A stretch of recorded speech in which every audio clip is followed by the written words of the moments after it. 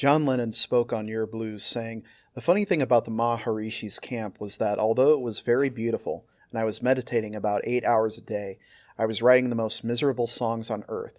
In Yer Blues, when I wrote, 'I'm so lonely I want to die,' I'm not kidding. That's how I felt."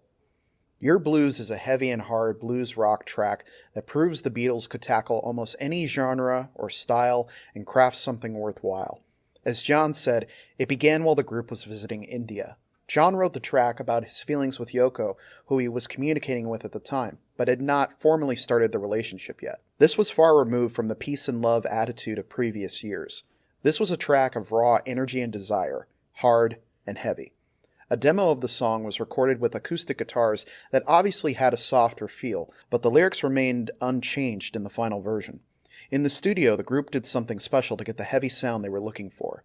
The song they were working on previously, Not Guilty, was recorded in the actual booth at Abbey Road to get a live feel. Engineer Ken Scott made a joke, saying next they'd want to record in an even smaller room that was next door.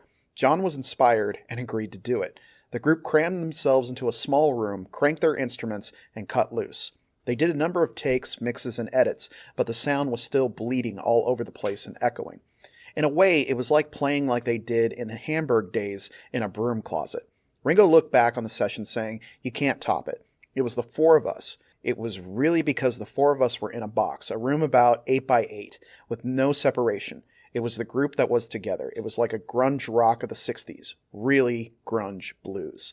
John would perform the track for the Rolling Stones Rock and Roll Circus project, which wouldn't see an official release for several decades. He also performed it live with Eric Clapton and Klaus Voormann at the Toronto Rock and Roll Festival.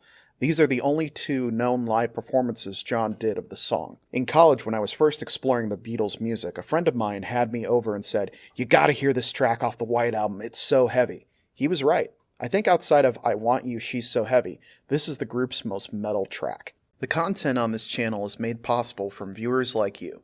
Help the channel grow by liking, commenting, sharing, and subscribing. Thank you so much for watching, and I will see you guys next time.